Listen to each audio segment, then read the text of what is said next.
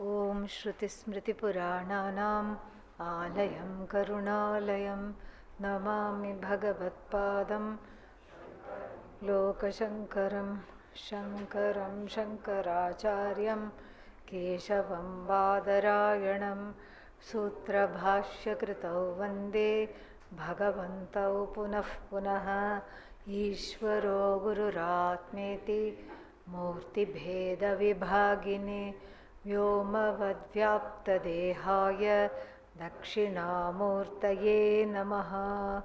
Om Sahana Bhavatu Sahanau Bhunaktu Sahaviryam Karavavahai Tejasvinavadhitamastu ma Vidvishavahai.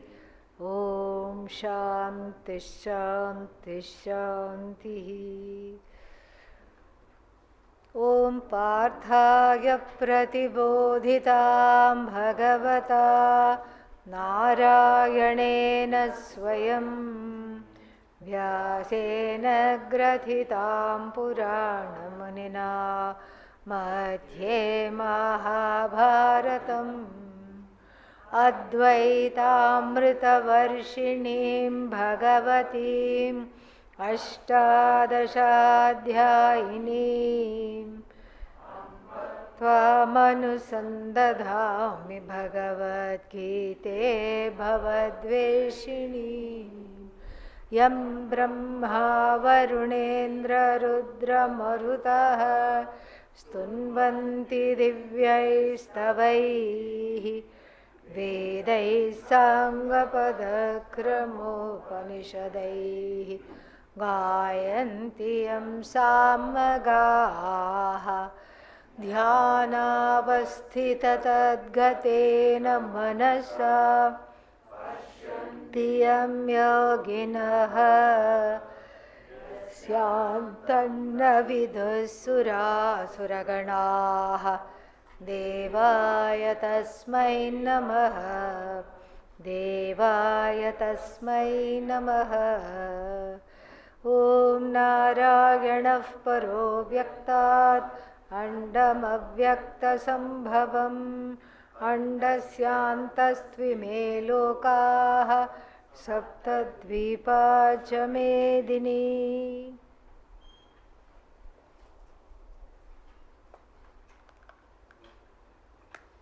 We have been looking at Dhyana Yoga and or Nitidhyasana Yoga if one is a Jnani wanting to remove Viparita Drishti, all kinds of oppositional ideas and notions connected to the self. We also saw that there are, from verses 20 to 23, there are 7 descriptions of the Nitidhyasana Yoga itself, or the Nitidhyasana Yogi, which is one and the same thing, or we can say Nitidhyasa Nitidhyasana Phala. And so we have seen, I think, 6 of the 7, correct?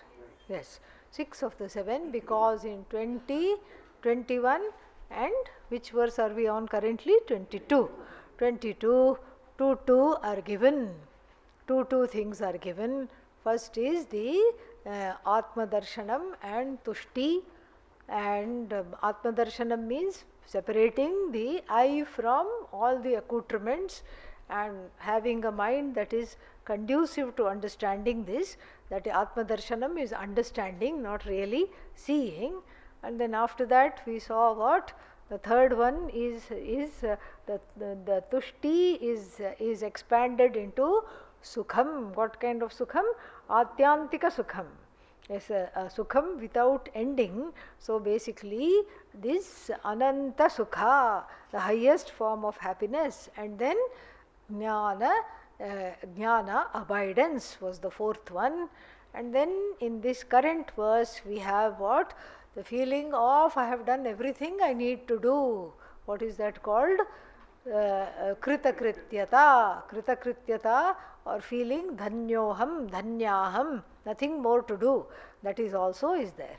And then what else?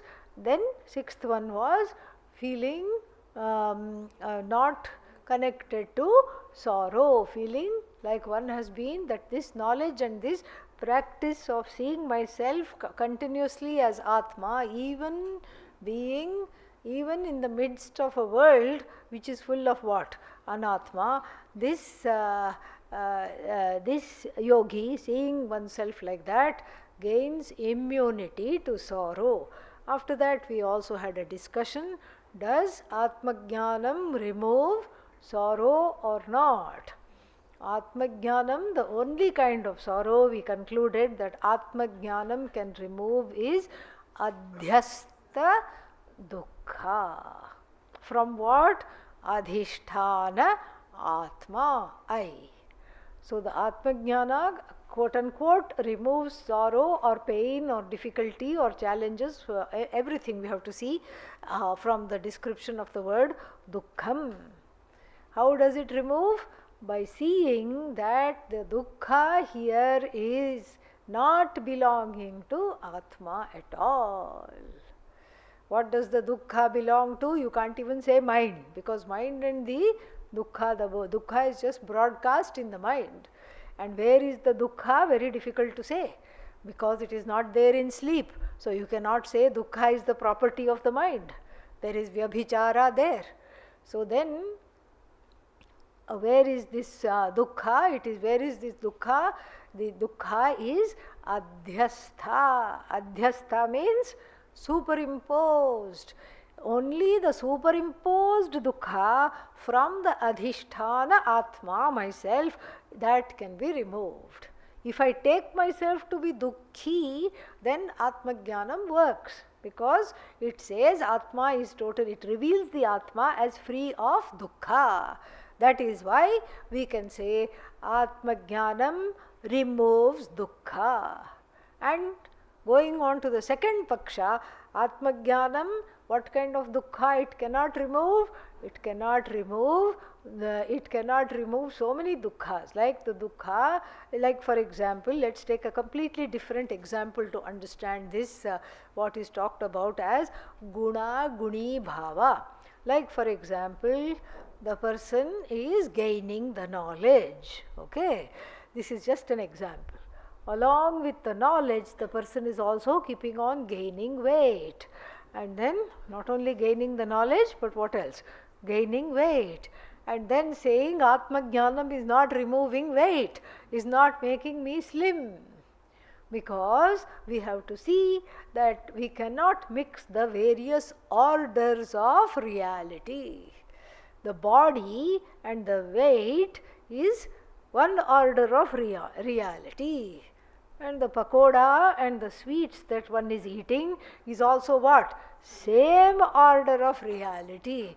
Between the body and the weight there is what? Guni guna sambandha. Yeah, body is guni. Guni means the one that is qualified.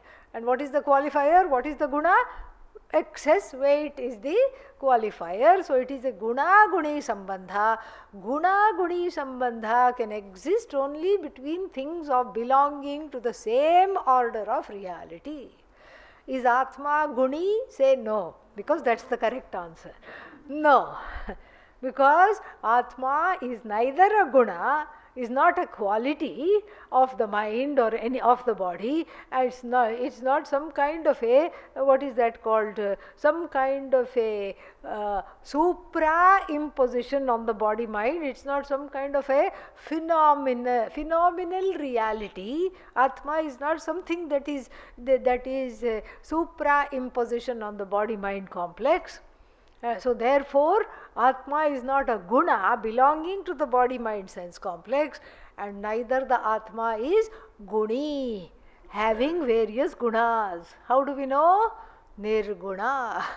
We say that Atma is free of attributes. Adreshyam, agrahyam, agotram, avarnam, and then achakshushrotram, apanipadam, tat, free of all gunas. And so therefore Atma is neither the guna nor the guni, and so at any time cannot get into guna guni bhava. No, Nothing is a guna to the Atma. Atma is not a guna to anything. So therefore, it is totally free. So guna guni bhava can only exist where? In the vyavaharika satta, where everything is splintered into attributes, so many attributes. So supposing I say I have dukkha belonging to the mind. So the mind and the dukkha, what order of reality they belong to? Vyavaharikam sat, both of them.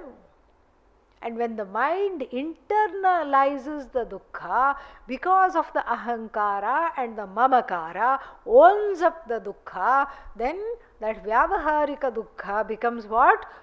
Pratibhasika dukkha. Nothing to do with Atma in either case. Nothing to do with Atma. So supposing somebody says, my mind is full of sorrow, what we, the Vedantins, will say to them is that is how the mind is. Because something or the other will be happening outside. So let us say, even if you are the greatest jnani, if you have mastered the chittam, mastered the ragadveshas, mastered all the viveka, vairagya, everything, mastered atma jnanam, still there will be dukkha. What kind of dukkha? Any sickness may come, some accident may happen, God forbid. Or even if you don't have your own dukkha, what else will be there? Other people's dukkha you will see. Other people's dukkha you will see, and you will have the, what is that?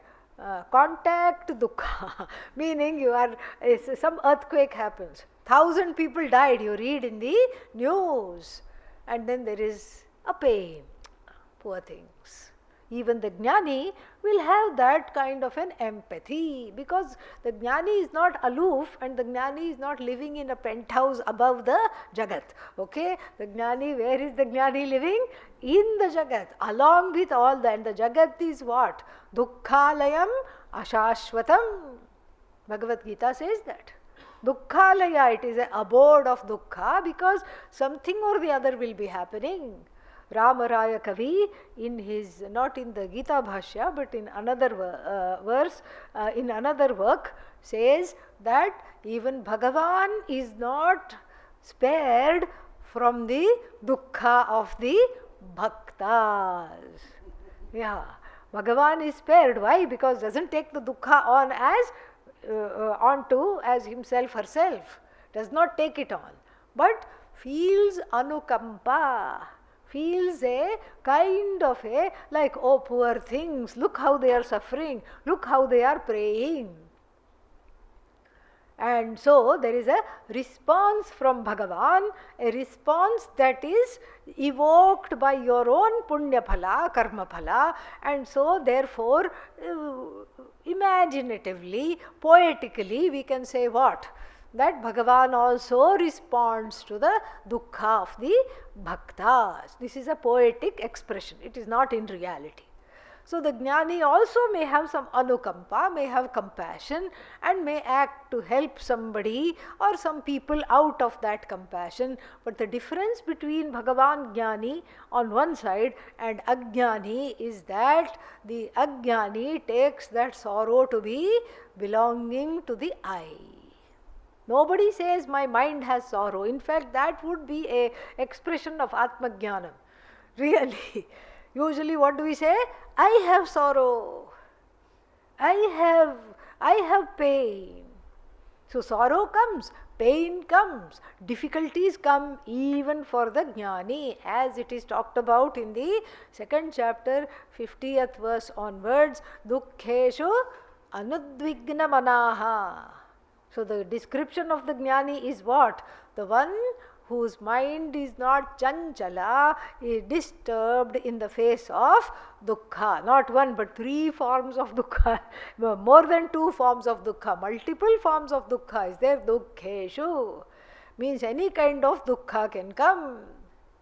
For the body, for the mind, for the emotions, so many things, other people's dukkha, so many dukkhas are there, but the jnani in and through it is unperturbed because there is no ownership, akartritvat. because there is no akarta, akartritva buddhi is there. So because there is no kartaship, doership, and so therefore there is no ownership of the dukkha, and then there is no bhoktritva buddhi that I am experiencing this dukkha. So this is this is how it is. So therefore somebody's mind can be afflicted, and that's okay. Why? Because one works on not owning up the mind as a property of the Atma. That is the idea. Because sometimes maybe one is depressed, and if you go to the doctor, they might say there is a chemical imbalance. For some time you may have to be on antidepressants. Even a jnani on antidepressants is not one subject to sorrow, because there is a chemical imbalance in the brain, there is something happening to the mind. But what does the jnani say? The mind is neither the guna of the Atma, nor the Atma is the guna of the mind. Sorrow comes, sorrow goes, difficulties come, difficulties go, and then this is, I am not connected to this sorrow, I am untouched by sorrow. That is the idea. And then we have to see the Bhashya here for this particular verse, I think. Yam labdhva cha param labham manyante nadhikam tatah yasmin sthito na dukkhena gurunapi vichalyate. This is what we saw. This is why the person is unmoved by even the mahata dukkhena, even by the worst forms of pain and challenges. The person is unmoved. Na vichalyate is unperturbed. So that is what is the understanding here, because of the no sambandha between the dukkha and the jnani. Dukkha belongs to a different order of reality. Like for example, in the dream, if you felt what? Pain. If you felt pain and sorrow in the dream, and then you woke up, will that sorrow continue? Absolutely not. In the dream, somebody died and then you cried. When you wake up, do you continue to cry? No. Because that was then. That was a different order of reality. So the ajnani cries because there is an ownership of the pain through the ownership of the ahankara, mamakara, etc. And so the jnani waking up from this non-reality, says that I am not perturbed by the pain, and that is the sixth quality of the jnani, immunity to all kinds of sorrow, even the biggest kind of sorrow. Let us see the Bhashya, simple small Bhashya. Yam labdhva, yam atmalabham labdhva, prapya cha aparam anyat labhantaram tatah adhikam asti iti na manyate chintayati. Yam labdhva, gaining which, and immediately Adi Shankara inserts the word Atma. Atma labham labdhva. The gain of the Atma again is what kind of a gain? As though gain. It cannot be a real gain. Why? Because Atma is already gained. It is Svatasiddha, being Svatasiddha. I am Nitya Mukta Swarupa, Nitya Buddha Swarupa, Nitya Shuddha Swarupa, and never baddha, never bound, always free. This is my nature. So therefore the gain is just a upachara. The word gain, labha, prapti, etc. is upachara, figurative expression. It's not a real gain, it's a figurative gain. Upalakshana for the gain of what? Not Atma. The knowledge that I am free of dukkha, that is the gain. That is what has gained, because before it was not there. Atma is not gained. Atma labham here is Atma jnana labha. Okay, so yam Atma jnana labham labdhva prapya, then it makes sense. Gaining which aparam. Aparam means what? Anyat labhantaram. Labhantaram means another gain. Another gain is not there. Not there. What kind of another gain is not there? Tataha adhikam. Greater than that. The one who, not manyate, considers, the one who understands that without a shadow of vagueness, doubt or error. After gaining this knowledge, there is literally nothing more to do.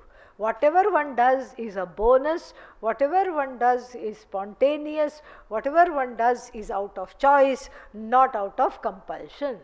Whatever one does is freely done out of free will. Until one gains Atma Jnanam, there is literally no free will. Why? Because the free will is bounded by all the ragadveshas. The ragadveshas make the free will into a puppet which goes like this. Pull, pull, pull, push, do. That's all it is. So you say, I am freely doing, but if you examine honestly and do some Atma Vichara, self-enquiry, you find that there is a compulsion behind everything. So every action in the world is compulsive. Compulsive means forced by what? Ragadvesha. So Ragadveshas have got the free will in their hands and they are playing you like a video game. Go here, go there, do this, do that. Shooting off this, shooting off that, here and there. One is under the spell of Ragadveshas, one is means the free will is under the spell of Ragadveshas, so there is no freedom at all. But after the gain of Atma Jnanam, the will is totally free, and that free will literally doesn't want to do anything because the gain of the ultimate has already been attained, gained, so to speak. So there is, therefore, whatever one does is just for fun or just for the helping others most of the time. That is what it is, helping others. So so this is the greatest gain is Atma Jnanam gain. Kincha yasmin Atma Tattve sthitah Dukkhena Shastra Nipatadi Lakshanena Guruna Mahata Api Na Vichalyate. Yeah, so Yasmin Sthitah, it doesn't say what this Yasmin is.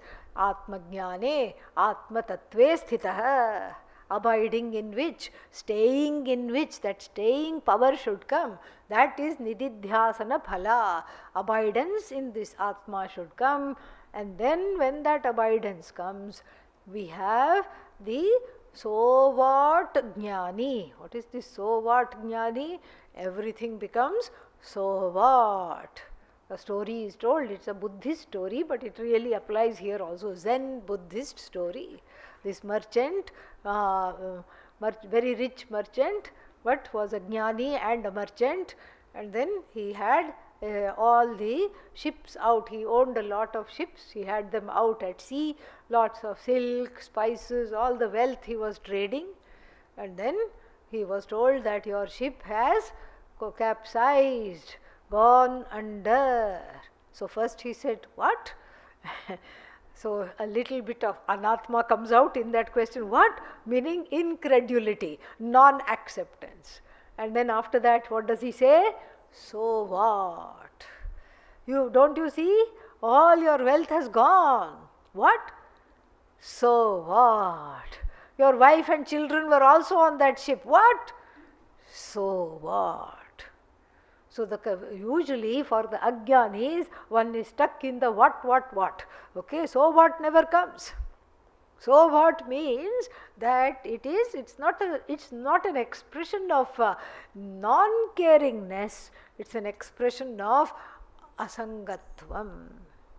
Meaning, I have survived other things, I will survive this also. What? Oh my God, so unfortunate, how could this happen to me? That is what? Initial reaction, but the initial reaction is then converted into a response in the wake of this Atmajnanam. One remembers all the Nididhyasana practice and everything, one remembers to continue to abide in this, and then what does one say? So what? Meaning, nothing, because Anatma has gone, so what? That's why, the Vedantins have a hard time blaming Emperor Nero. What did Emperor Nero do? Rome was burning. What was he doing? Playing violin or flute or something. Okay? And Pujya Swamiji would always say, what else could he do, poor fellow? He was fond of music, so he thought in his last moments, because the fire had already come, it had engulfed the palace, so he thought he will play the fiddle, and then that was the last thing he would do before he died. Next time born as Mozart, perhaps, I don't know. But so this is, that's a different example. That fellow was very callous. That's not we don't stretch the example. But here, the so what philosophy gives a lot of buffer. So what means, I cannot do anything about it. The boat has capsized. Along with that, all the family members gone. What can I do? Can I go and get them out of the mouth of Lord Yama? No. That is only possible for if you are Savitri. Only then it is possible. Puranic story. Her husband died and she just got him from the mouth of Lord Yama. She rescued him. That is just an exception. Everybody is not goddess Savitri, okay? So everybody is an ordinary person. So death you cannot do anything about. It is final. The boat has sunk to the bottom of the ocean. You cannot do anything about it. But you can say, so what? So what means there is asangatvam. Nothing has happened to me. Me, what is me? Atman. Nothing has happened to the Atma. So therefore, so what? So here is the person, gurunapi dukkhena, by even the worst of the dukkhas, worst of the pains, worst of the challenges, worst of the sorrows, one gets to the place of objectivity of saying, so what? Why? Because one is atmatattve sthita. Atmatattve sthita. Being in the knowledge, abiding in the knowledge, in the sweet message of the Upanishads, like even the gulab jamun abides in the sweet sugar syrup, one is marinating in that sweet message of oneness, and therefore what? One is not perturbed even by the worst dukkhas. What is that? Shastra nipatadi lakshanena. Characterized by what? Shastra nipata. Here not grammar nipata. Here Shastra nipata. Nipata means falling. The sword falls on a body part and severs the arm from the body. Still one does not lament. One says, oh my God, what? And then one understands, oh, not oh my God, oh me God. Oh me God, so what? Because even if one is without an arm has gone in the, and why is this Shastra Nipata example given? Adi Shankara reminds us that the Bhagavad Gita is taking place where? In the battlefield, Kurukshetra. This Shastra Nipata can happen. It happened to his own son, not Lord Krishna's son. Whose son? Arjuna's son. What was his name? Abhimanyu. He saw Shastra Nipata in front of his very eyes. So this is why that example is given, the extreme example of a sword falling on somebody's head or somebody's body part being cut away. And then you don't say, let's say somebody's arm is cut off. One is without arm. So when you introduce yourself, you don't say I'm so and so and have one arm missing. Nobody says that. You are still whole, you are still free.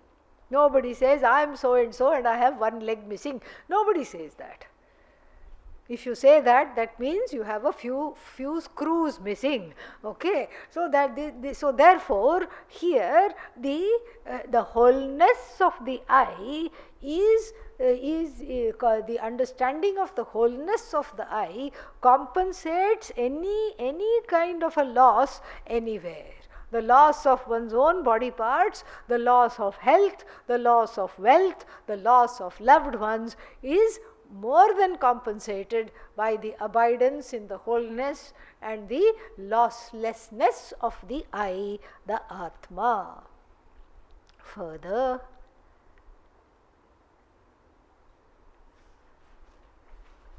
continuing this, Adi Shankara says this is going to be concluded in the next verse.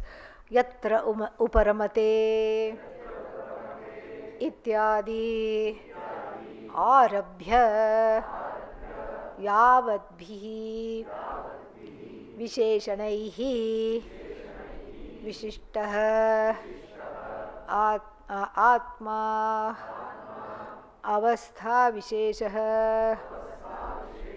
योगः उक्तः.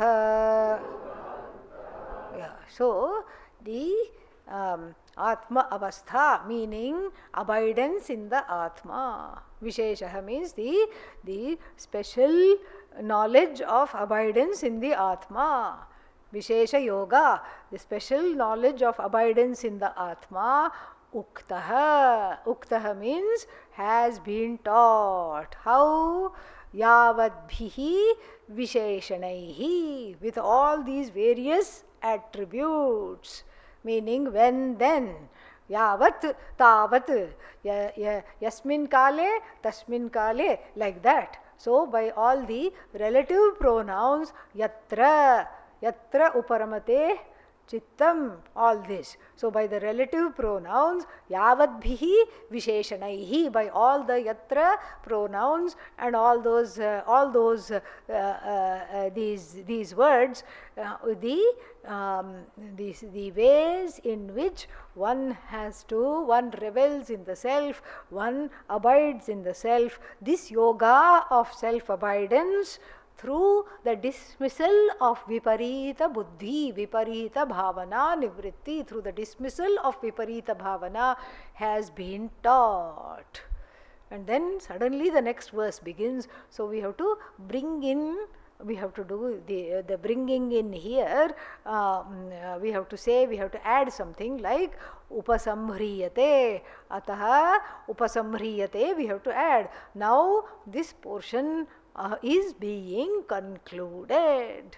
So this Vishishta Atma Avastha means what? The special abidance of the Atma and the various ways of doing that. The yoga means the knowledge that teaches that, the knowledge of Nididhyasana here, that teaches that has been taught and now it is being concluded. We have to understand that mentally.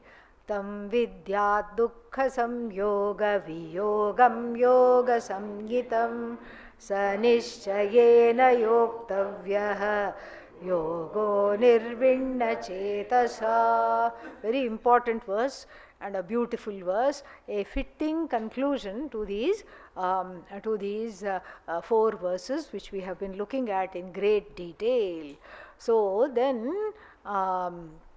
the 7th, what is that called? Quality of the Atmajnani, the Nididhyasana accomplished yogi, or the prasada, the 7th prasada of Nididhyasana practice has been given here. And it is a Viparita Lakshana. Viparita Lakshana means it is told in a interestingly ironic or opposite way. Like for example, what is the meaning of the word yoga? Union, coming together. Here it is Viyoga. Viyoga means growing apart, separation. Yoga, union, Viyoga, falling apart, going away. So viyoga means dissociation. So through the language of dissociation, the association with oneself is described through the language of dissociation from anatma. A very beautiful verse. And so therefore the seventh quality is jivatvena viyogaha, leaving behind what? Jivatvam, finally. Jiva bhavena, jiva bhavat viyogaha.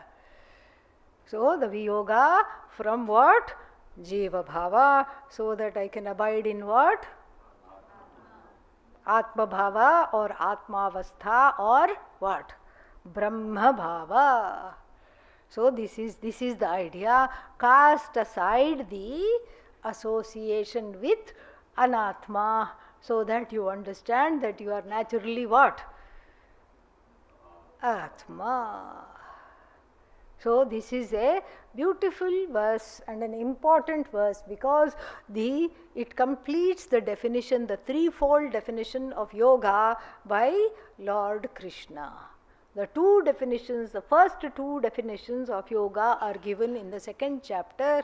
What are they? Samatvam yogaha uchyate. Which verse? 48. And then in 50 it will come the next one. Which one? Yogaha karmasu kaushalam. So the first definition is samatvam yogaha uchyate. The first two definitions have to do with bahiranga sadhana. The last definition has to do with what? Antaranga sadhana. Bahiranga sadhana, outward practice that is conduct based, achara based, behavior based practice, action based practice, and then here it is thought based practice, internal practice. And so now if we look at the first two definitions, we definitely see that they are part and parcel of what? Karma yoga, which is bahiranga sadhana for chitta shuddhi. And so what is that? Samatvam. Samatvam, simply described in modern parlance, is regulation of emotions. Usually in the face of something that happens which one doesn't want, the emotions get easily dysregulated, and it's very, very difficult to pick up the pieces of oneself and re-regulate the emotions. So samatvam is the absence of emotional dysregulation in the face of hardship, difficulties, pain, sorrow, or in the face of anything not going your way. This is samatvam, equanimity. This is what equanimity is. Equanimity is not in doing of the action, not even in the karma phala, because karma phala varies, action also varies. What is the same? Where is the sameness? In how I receive the karma phala, the sameness is there. So the emotional absence, the striving for absence of emotional dysregulation is samatvam. The practice of regaining emotional regulation in the face of a challenging situation is also positively described, samatvam. Then the next one, the next definition is also what? Karma based, action based, outward focus, bahiranga sadhana. And this practice also very important practice. What is this yoga? Your karma yoga definition, karmasu kaushalam, badly translated as what? Skill in action is yoga. It's not skill in action, it is skill in the interpretation of dharma. That is where the skill is. And the word kaushalam is Upanishadic in nature. Dharman na pramaditavyam, kushalan na pramaditavyam. This kushalasya bhava only. Yes, that is what it is. So dharmatna pramaditavyam, do not make a mistake centered on what is to be done, what is not to be done. Do not swerve from righteousness in life, and do not forget to how to interpret the dharma. Dharma is not a static thing, it is live. In every situation it needs to be interpreted, because according to what? Samanya dharma. According to the ahimsa, according to so many other parameters that are there, the skillful interpretation of dharma in that particular place, in that particular time, causing the least hurt to somebody, this is what is called kushalata. A very important definition of yoga, so that one is in dharma all the time as a karma yogi. So therefore, this Vishesha Dharma and Swadharma we have to interpret in the light of Samanya Dharma. It cannot transgress Samanya Dharma. So for example, what is Samanya Dharma? We have to say Samanya Dharma is that which is universal Dharma. And so the universal Dharma is do not tell a lie. But then you take the grandma to the doctor. Grandma has some kind of a terminal disease, and the family members tell the doctor, please don't tell her. She will be devastated. Even if she has 4 months to live, let her enjoy as much as she can. Don't tell her. She is not able to take it. We know her. So grandma, great grandma is not told. Is that not a lie? Yes, it is a lie. So, satyanna pramaditavyam, what happened? You are doing ullanghana of that, you are transgressing that, but no, you are not transgressing that. Why? Because it is for the benefit of somebody else. A lie is a lie when it benefits you. That's why even Rama, the embodiment of dharma, tells a lie.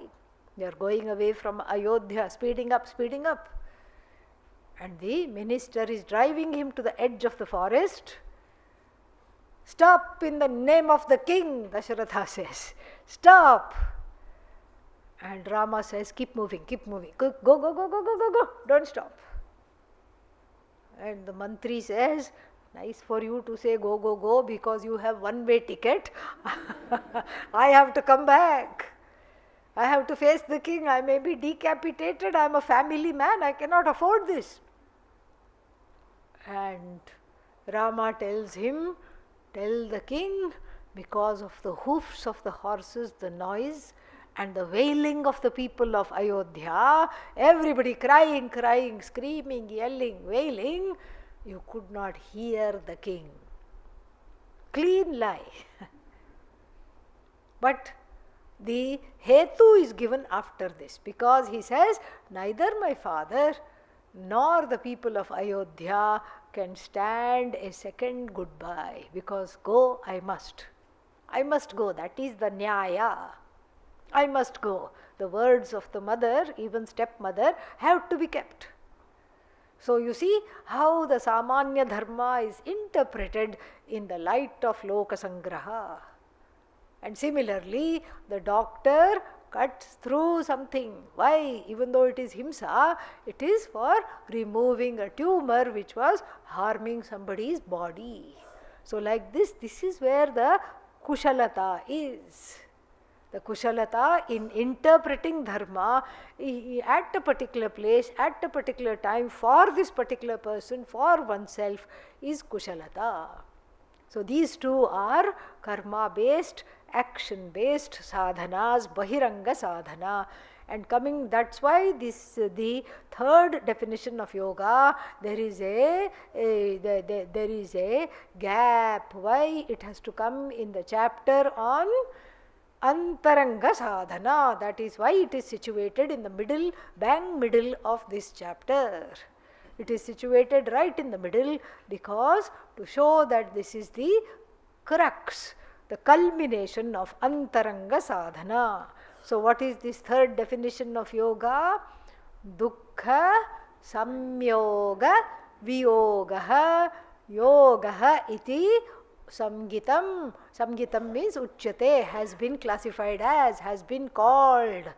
Yoga samgya has been given. Yoga definition, yoga epithet has been given. So what is the yoga samgya? What is the third yoga here? Dukkha samyoga viyoga. Viyoga, dissociation from association with sorrow. Yeah. This is how you keep the mind free. This is not dissociation totally. This is dissociation from always going and hugging sorrow. Sorrow will come. Where does it come? Where is it broadcast? In the heart, in the mind, the sorrow is noticed. And then what do? You do the same thing when you don't want to see a show that you have already seen on the television. You are sitting there relaxing and the same show is being replayed. What do? Click. Yeah. Remote. Yeah. There you use remote. Here it is, you get aparoksha jnanam, you call. You recall yourself. You change the channel. Why? Because every dukkha is a rerun, a dramatic rerun of some old show in one's life. Same old show. Tired of rehearsing the dukkha again and again. Why did they do this? You will never find out. Don't worry. Don't keep asking why did they do this. The truth is even they don't know why they did this. Only Bhagavan knows. And Bhagavan has other things to do than to come and answer your silly questions. Why did they do this? And then, why did they not do this? Their omissions also are hurting me. Why did they not wish me happy birthday? They should have wished me happy birthday. Such a simple thing. I wish them every year. Stop, okay? Yeah, don't wish them. Stop, simple. Yeah. First you wish them and then you wish this sorrow upon yourself by wishing them and then expecting them to wish you. Double sorrow. Why? Stop wishing them. One less thing to remember. Stop wishing the people. Why you have to wish? Yeah, what are you wishing anyway? Oh, it is my birthday. Who is saying? The unborn one. The one that was never born is saying, happy jivatvam to me. Yes, happy jivahood. Let me continue to be in the jivahood. Let me make a wish. And let me blow the candles. I don't know why they blow candles. In our Shastra, we never off the light. We light the lamp. We don't off it. Anyhow, so let me make a wish. Let me wish happy birthday to me. So this being relentlessly affected by other people's omissions and commissions is a huge waste of time because you will never find out why they did not wish you. Take it as a prasada. Take it as a graduation from jivatvam. Yes, I'm no longer jiva. That's why they didn't wish. They are seeing that I'm making great progress in Vedanta. They are seeing that I have gone to 3-month course, 3-year course, whatever you want to say. And I don't need this anymore. No, but I need this. I don't need this. You can say that. I don't need this anymore. No, I really want it. You may want it, but you don't need it. That's where the Viveka comes back here. Viveka comes here. And along with Viveka, its twin. What is the twin of Viveka? Vairagya. Vairagya means why there is raga, you have to think. Yeah. That's why it's called Vairagya. Why is there raga inside me? You have to think. That vichara brings in Vairagya. That Vairagya must be there. That is what is called Viyoga here. The Viyoga is Vairagya from constantly giving invitation card to sorrow. Please come and abide in my mind. This is how we do it. We don't do it directly. We are focused on other people's actions, other people's omissions and commissions cause sorrow, and my own omissions and commissions and regrets also cause what? Another type of sorrow called guilt. That is equally dangerous. Stewing in guilt, marinating in sorrow, Pick yourself up. How? Uddhared atmanatmanam natmanam avasadayet. Yeah, Atmaiva, Atmano Bandhu, Atmaiva Ripuratmanaha. Don't self-sabotage.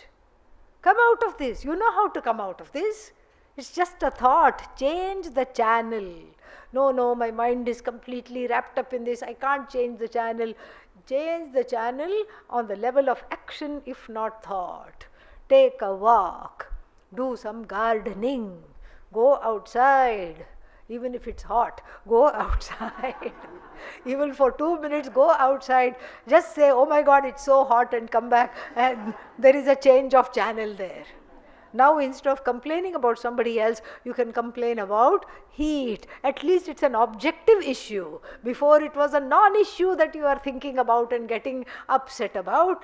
Now you are complaining about heat, and that also you can laugh at yourself. You can laugh at yourself. Change the channel immediately. Do something else. Engage in some other action. And even mentally, you can think of something else. Think of Shastra. Bring back all the verses of the Bhagavad Gita. Even the previous verse. Yam labdhva aparam labham nasti. Tataha aparam labham nasti. Bring that back. Yasmin sthito na dukkhena guruna vichalyate. Bring all that back. Because these are not just empty promises. These are promises made by Bhagavan. So they will not come to waste. As Bhagavan says, Name bhaktaha pranashyati. My bhakta, anybody who is my devotee, will not come to some kind of ruin. Will not be ruined, will not be destroyed. The devotee is never destroyed. So take heart in all these things, and then also, frankly, surround, at least in the beginning, this is very, very important, surround yourself with people that bring out your joy, not the people who bring you down. If you're always with people who are themselves like, can we go for a walk? No, what's the point? Yeah. One walk, I'm not going to lose weight, so why bother? Why? Shall we go for lunch? What is there? Ashram lunch, So, yeah, just one dal, chawal, roti, and one sabji. Yeah. In summer, no, vegetables are also there. Same vegetable they repeat. So, staying like this for one day, what will happen to you? Yeah. Next day, you will also be like that. Yeah. You will also feel like, what's the point of life? Yeah. So therefore, first, before getting into this mental dissociation, physical distance must be there. Like during COVID time, 6 feet, remain 6 feet away from them at all times, mentally. Meaning, don't get affected by them. Even if they are your roommate, you don't say, oh, they are my roommate. So next time, next course, the petition will come. I want a single room. Why? Why you want single room? Because my roommate is down in the dumps, and I am also becoming down in the dumps. Because I am surrounded by the roommate who is down in the doldrums. That is not an excuse. What kind of a distance? Physical distance, yes. Meaning, don't do all the activities with them. Find other people to do the activities. Physical distance is accompanied also by what? The cultivating of mental distance. Physical distance until the mental distance is cultivated. So then you have to see, why is it that his or her down in the dumps feeling, why is it affecting me? You have to do vichara. And when we do this vichara, a very important thing comes out. There is a hook there. There is a resonance. Why is there a hook for sorrow? There should be a hook for joy. Hook for sorrow, getting addicted to sorrow is abhyasa bala, because of the force of the samskaras. Now we have to use Atma Bala to overpower the Atma Bala, as in the Uddhared Atmana Atmanam, like that. So we have to use Atma Bala, one's own strength, to overpower Abhyasa Bala. So this Abhyasa Bala means sorrow is a habit, a dirty and a very sad and a bad habit. Habitually one responds to sorrow, habitually one learns to look for sorrow lurking around every corner of the ashram, and then habitually one looks for topics to worry about, habitually one looks for some kind of a, what can I say, some kind of a mourning situation all the time, or a worrisome situation. One person told me, I am very worried. I said, what's the matter? Because everything is going well. I am worried that something bad may happen. Ayyo, what to do, Yeah. So this is the human mind. It is worried because there is nothing to be worried about. It is sad because there is nothing to be sad about. Oh, how sad, there is nothing to be sad about. This is because of bad habits, not only in this life, but in all the previous lives, because all the sorrow is there, which is, I told you, it is attached to the Sukshma Shariram, the mind, Ahankara, Buddhi, etc. And the Sukshma Sharira, does it travel or not? Yes, it travels from one life to another, bringing with it the remnants of those habits. It may not be the objects of sorrow drop, because that is Janma Vishesha, that is for that particular Janma only. Here what is brought over is that Vasana of that sorrow. The smell of that sorrow is there in the air, and then burst into tears. Sniff, sniff, sniff, and then sit down and have a cry. You see another person crying, immediately you feel like crying. Even before they are crying, you are bursting into tears, and this is because of this bad habit, a very sad habit, a habit that has to be eschewed if one is serious about Atmajnanam. So therefore the third yoga is, even though it is called Antaranga Sadhana, it is happening inwardly, it's also what? Bahiranga Sadhana also, because I can help myself with actions. On the action level I can help by changing the channel, by doing something else, by going somewhere else, etc., etc.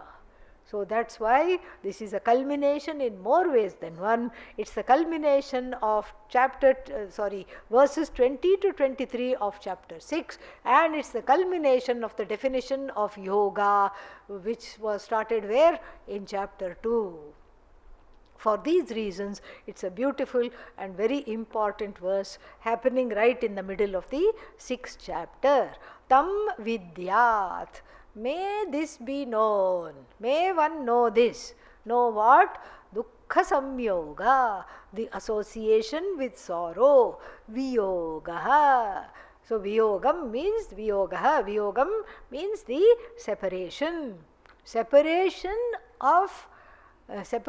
from association with sorrow. That is called yoga, yoga samgitam. This is what is called by the name of yoga. Dissociation from association with pain is yoga. What kind of yoga? Nididhyasana yoga. A yoga of meditation. Yoga of dismissing wrong habits. Sorrow is a very bad habit. And so then the next line tells us something which is not only specific for verse 23, but specifically applies to verse 20 to 23. Saha yogaha. Saha qualifies yogaha. Saha yogaha nischayena yoktavyaha. Two qualifications are given, two mental qualifications are given to practice this yoga, these 6 towards the acquisition of these 6 prasadas, the 7 prasadas that we have talked about, and two mental conditions must be present. If they are not present, I have to cultivate these two mental conditions and then do this yoga of separating myself from associating with sorrow. The first mental condition is what? Nishchaya. Nishchaya means vyavasayatmika buddhi. He will, Adi Shankara will say, adhyavasaya lakshana, he will immediately recall that. Meaning, not losing touch with why I am doing this. Why am I doing this? For viparita bhavana nivritti. Why do I want viparita bhavana nivritti? Because I want jnana nishtha. I want abidance in jnanam. This is called nishchaya. Nishchaya means letting the buddhi supersede the mind. Usually the mind is in charge. Sit down to meditate and then what? Get up and go, or not come at all, like today, Everybody says somebody else will go instead of me. And then as a result, 7 people present. Okay, so therefore, nishchaya. Nishchaya means bringing forth that decisiveness.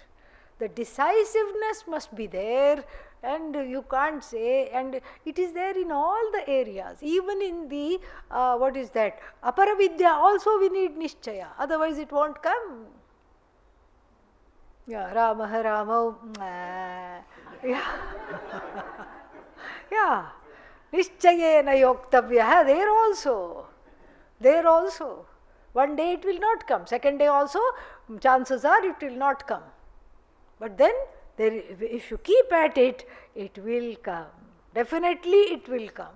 Yoktavyaha, may this union be done. What is the union? In the association with, union with, disunion from sorrow. That is the union. Viparita lakshana, union. So this union will come. But you have to have the first quality of decisiveness, and the decisiveness comes when in the mind there is a connection between sadhya and sadhana is very clear. The sadhana is not for the sake of itself, it is for the sake of what is to be achieved is abidance in myself, as free of dukkha. So therefore this has to be done repeatedly. This is not Atmajnanam. What is this? It is abidance in Atmajnanam. Atmajnanam I know, but I am unable to live in it. Soham Bhagavaha Shochami. Who says? Narada says. Where? In the 7th chapter of Chandogya Upanishad. He gives first a big list of all the things he knows, and he says Soham, not Soham, Hoham. Very boring it is. Soham Bhagavaha, this whole list of things I am the student of all these qualities, still I am subject to sorrow. Shokasya param tarayatu he Bhagavan. He Bhagavaha, O Lord, O revered Sir, Guru is Bhagavan, and O Guru, please take me to the other side of sorrow, please help me to cross this sorrow. So no matter how much you know, no matter how much your accomplishment, this sorrow is always there like a shadow, eclipsing every accomplishment, coming in the way of enjoying anything in life. And so therefore, warding off this sorrow itself is a mental yoga, and warding off this sorrow, for this warding off this sorrow, I have to have the first quality of decisiveness.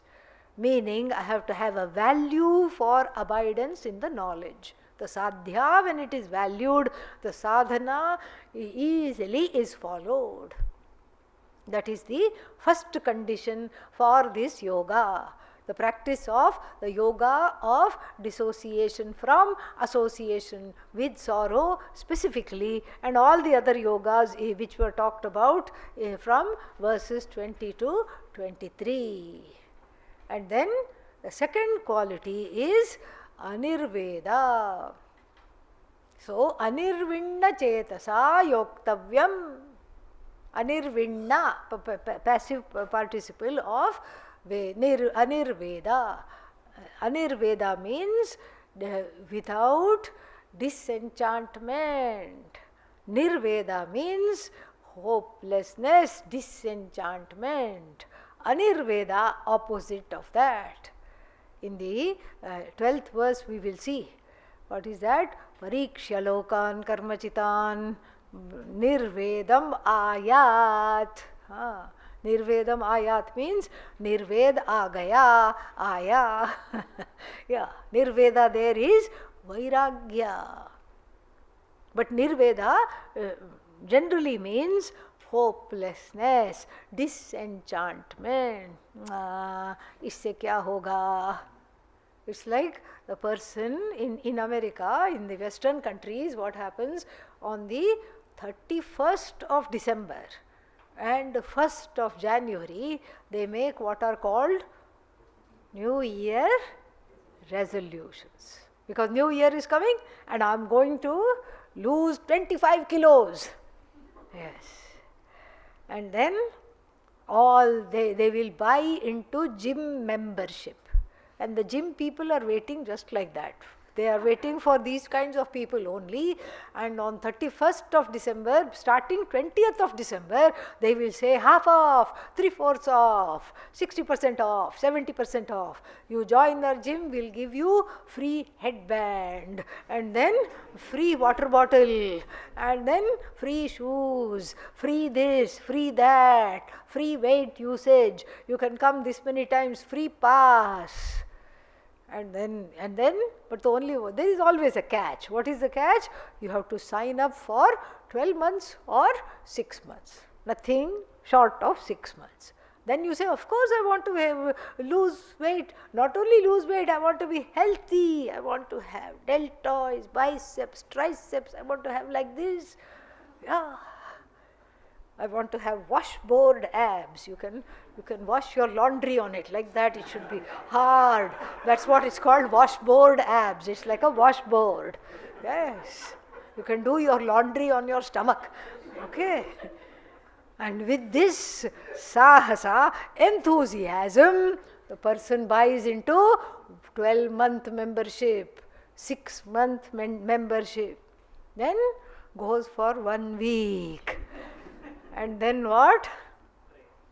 Then gets nirveda, gets vairagya from the gym. That gym which is supposed to help me, I get vairagya from the gym means what? Nothing happens. And then you go, you call the gym. Something happened, I'm moving away. You can't tell them I'm too lazy to come, okay? You make up a story. I'm moving away, moving somewhere. So can I have my refund? They will say, we are very sorry that you cannot attend. Please see the fine print. It is fine. Why is it called fine print? It is fine for the gym owner. Very fine. Yeah. For you it is not fine. This fine print. Fine print mein kya hai? What is written in the fine print? Everything is non-refundable. Yes.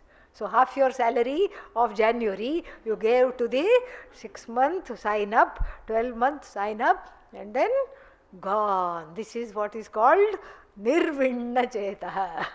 Nirvinna chetaha means this kind of a person, fully dejected and feeling hopeless. That is how we have to take this in this particular context.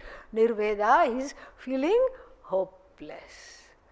And Bhagavan Krishna knows, and he is going to say later on also in the very next verse, 2 verses later, Shanai Shanaihi Uparamet. Dhritya. Through this fortitude, through the buddhi that has developed fortitude. Slowly you will come to have an appreciation for this yoga. Slowly you will internalize this yoga of nididhyasana, of abiding in your own nature. It is not going to come overnight. Just like by 3 visits to the gym, one muscle doesn't pop out. Like that. What was that man's name? Popeye. Yes. He eats, that's for children, to make them eat their spinach. So 1 can of spinach he opens, eats, swallows, and the spinach goes directly from here to here. Pop, one muscle comes. Happens only in movies and comics, does not happen in real life. In our empirical life, practice is what makes perfect. There is no instant gratification, there are no instant remedies, there is no instant nididhyasana. Instant noodles, yes. Yeah, not instant nididhyasana phala, it will not come, not even in your dreams it will come. So, for nididhyasana yoga, and especially for this particular yoga of dissociation from association with sorrow, two conditions are needed. What are they? What is the first condition? Nishchaya. Nishchaya means the perseverance. And then Anirveda means cheerfulness. Opposite of hopelessness. Cheerful perseverance is needed in any kind of sadhana. What to talk of this most important and the most pertinent and the most costly sadhana, because its phala is what? Infinite. To gain of this infinite, I can lose a little bit of this. What is that? A little bit of dejection, I can lose. Little bit of wavering, I can lose, because what I am gaining is the abidance in myself as infinite. More we'll see tomorrow. Om Purnamadah Purnamidam Purnat Purnamudachyate Purnasya Purnamadaya Purnamevavashishyate. Om Shanti Shanti Shanti. Harihi Om.